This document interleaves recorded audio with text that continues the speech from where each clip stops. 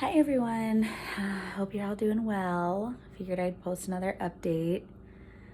So, yesterday morning, it was Friday, I got a call from the NICU that I missed, and they left a voicemail, and it was the doctor, which is already never a good sign. They usually aren't calling you with positive updates. They're usually calling you because something didn't go great. And they're making some changes, and they're trying to let you know. So I called back, and Colton wasn't doing very well.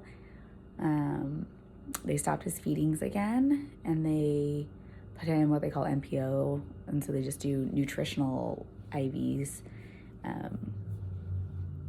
called TPN. I'm trying to use the language so that I remember it more, because it's a whole new language in the NICU and the medical world. So it was because his belly was distended again, and he had done an x-ray yesterday at 5 a.m. ish, and then another one at noon yesterday. And they showed a lot of gas in his belly and his intestines, and it showed possible, so that the doctor calls it mottling, which could be pneumatosis. Which can potentially lead to necrosis or like the death of the intestines and bowels. So they stopped his feedings. And so the first x-ray at like 5, the nurses showed me a comparison, looked bad. I mean, his stomach looked huge on the x-ray.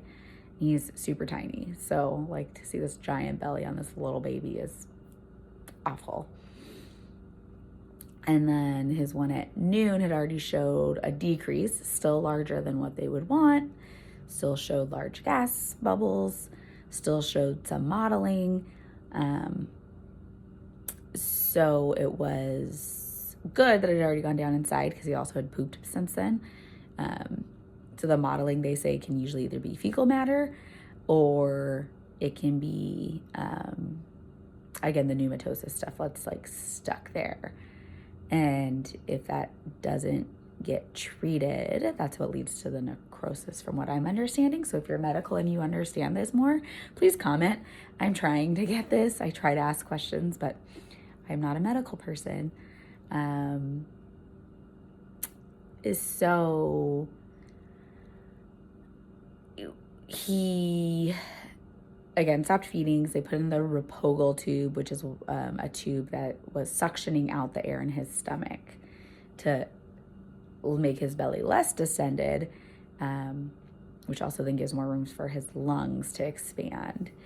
They chose to lower his CPAP from an 8 liters per minute, is what I'm understanding, to 7, to see if that could help how much air he's swallowing. So that was his biggest changes yesterday. The no feeding is a big one. And so when I got to the hospital, after getting that call, his nurse talked about, being on bowel rest, and she's like, it could be up to like 5 days. And I was like, what are you talking about? How can he not eat for 5 days?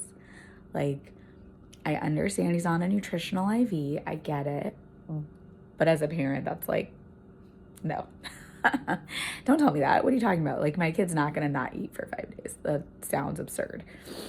And we ended up having his care conference yesterday, which is just kind of like an update with I want to say she's a nurse case manager, or she's a care coordinator. I don't really remember what her title was. The social worker was supposed to be there. She wasn't. And then one of the neonatologists, so whoever is on that day. So they go over kind of like where he is currently and what the plan looks like. So we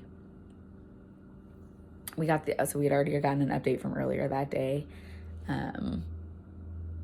So the neonatologist doctor was saying he's not going to eat yesterday, and likely would not eat at least today. I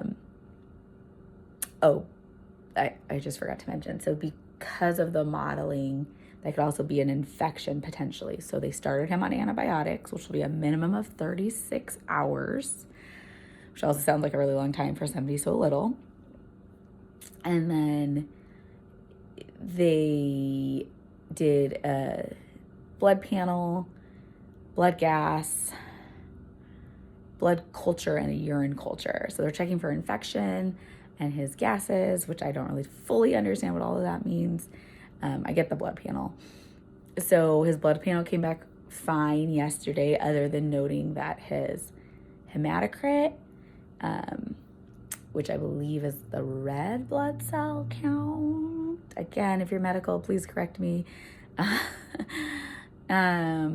Was a little low. Not low enough for another blood transfusion, which he's already had 2 of since he was born. And he was born exactly 4 weeks ago yesterday.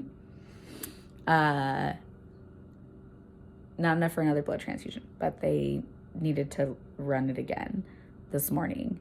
And I was told his panel looked fine again this morning, so they're still just monitoring it. They're not going to do a blood transfusion. There were no signs of infection from the blood panel. There was no signs of infection from whatever other marker they looked at. His gases looked good. It's been about, what did she just say? 16 hours, I think, since they did the urine culture and the blood culture as of this morning. And there was no growth yet, which was a good sign, showing that there was also no infection. And I think they watched that for 48 hours just to ensure that nothing's growing. He had another x-ray this morning at like 6 a.m. and that looked better. The nurse said his belly looks better. I'm going to be going in there here in a little bit. It is nice to stay in a hotel to be able to get out of the hospital a little bit, because like yesterday while I was there, I just cried like the whole time.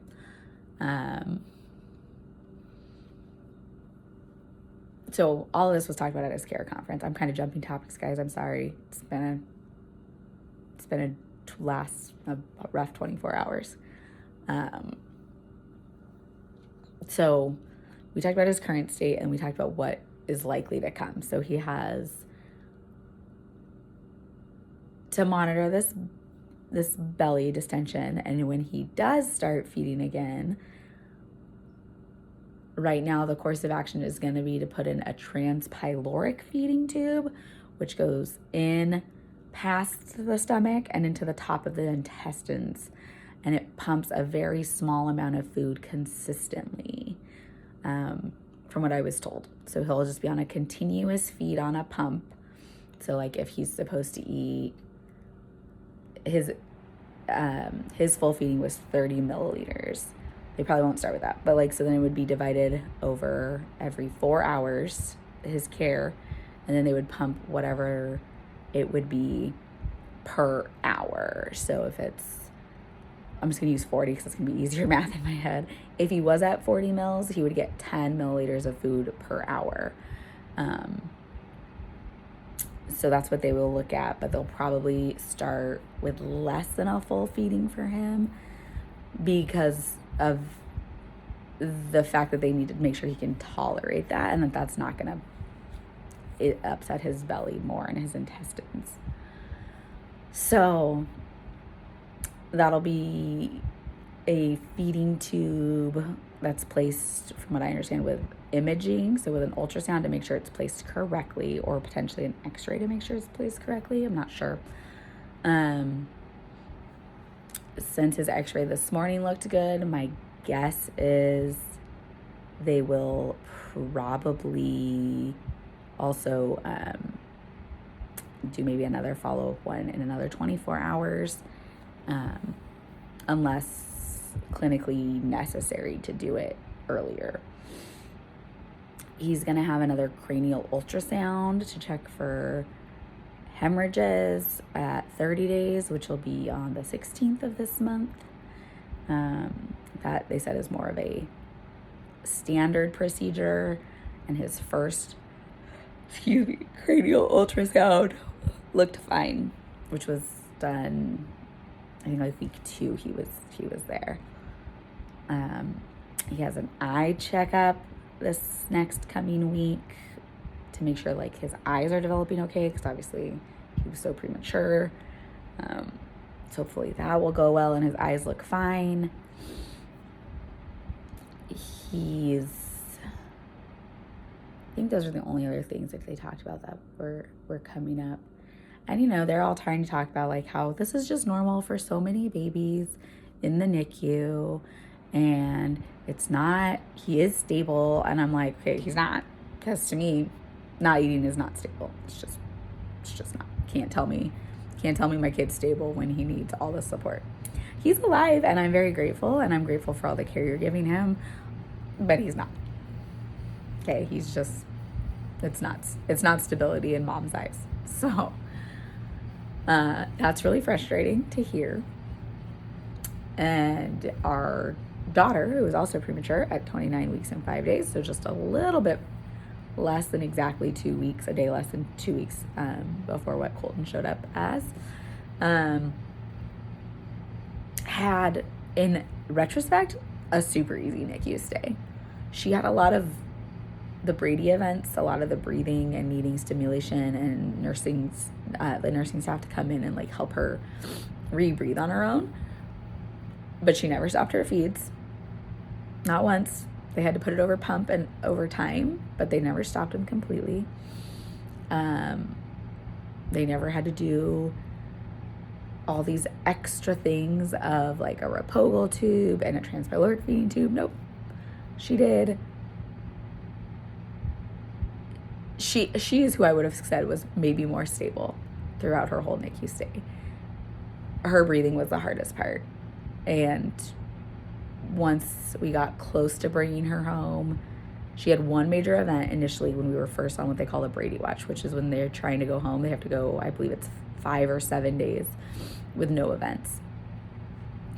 And she did have one on like day 2 or something that we were watching her. So it starts over. But that was it.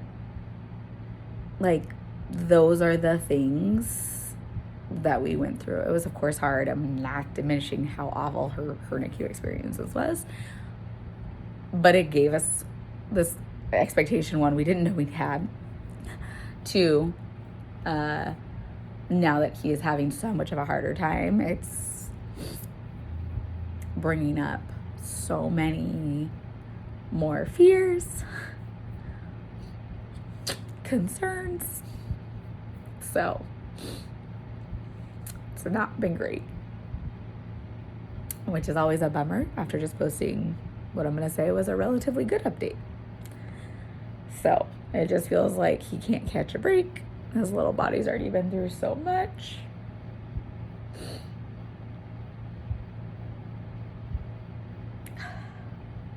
So there's nothing I would wish on any parent ever. It is absolute agony to watch your kid go through this.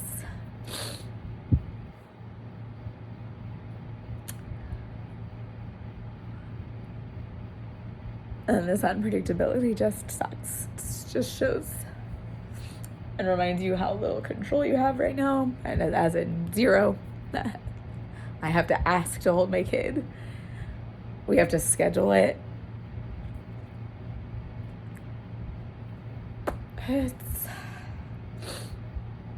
So it's not been a great last 24 hours since we found out about this. I'm glad he is doing better. We absolutely appreciate all the prayers. Please keep praying for us and for him. I'm not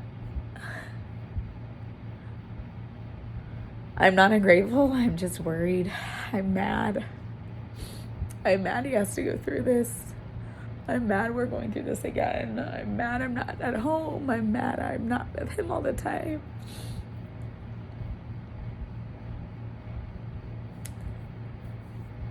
There's just no winning right now. So, if you could please keep praying for us, we'd appreciate it. If you like my content, like and follow me, I guess. If you're supposed to say that. I feel like I've watched so much more YouTube now just to try to distract myself, and they always say that. So I was like, I don't know. Maybe I'm helping somebody else. Maybe another mom can hear this and realize she's not alone either. But yeah, like and follow. Please keep praying for all of us, our family. This is so not easy. And I don't even care if it's easy. I just wanted to turn out well. But it would be nice if it was a little easier. I hope y'all have a good Saturday. And God bless.